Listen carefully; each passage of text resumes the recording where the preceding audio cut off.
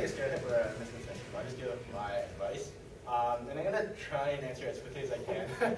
And I'm without biblical reference, because if you have trouble reading the Bible, you might not believe in the supremacy of it. But the very short answer, and Josh would agree with me, is do it.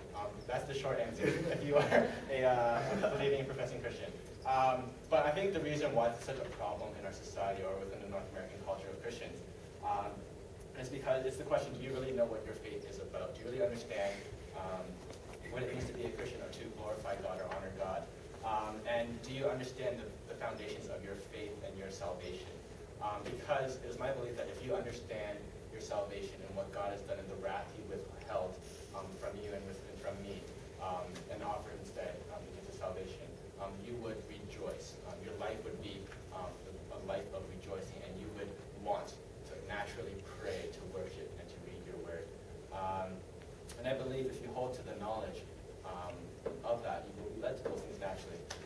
Of course, there are a lot of practical things that get in the way. So people are like, oh, but I have a lot of time, like my kids, and not my kids, but kids and my job. There will always be practical obstacles in the way, and the question is, how do you prioritize things? And again, if you really believe God is priority number one, then you will prioritize accordingly. Another question that comes up with this is like, oh, I don't want to live a forced relationship because I don't want to live forced to do prayer and worship and reading the Bible. That kind of is answered by what I just said.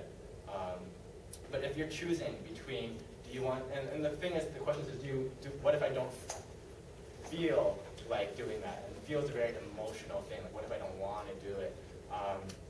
Do you want to live? Do you think God honors someone who bases their walk with Him based on the emotions, or do you think it's based off of obedience? And what do you think God will honor more?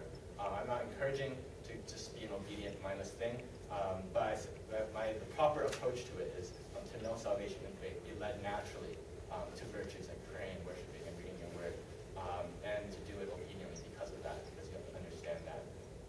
And a very quick example to that is if you understand the relationship of love. If you think about old people, like love is not something that's like, oh, I feel love, I feel like I like it, and so I'm gonna like buy my girlfriend roses or something. You imagine an old couple who've been together for a long time. There's no like emotion left in that relationship sometimes. Wait. Okay.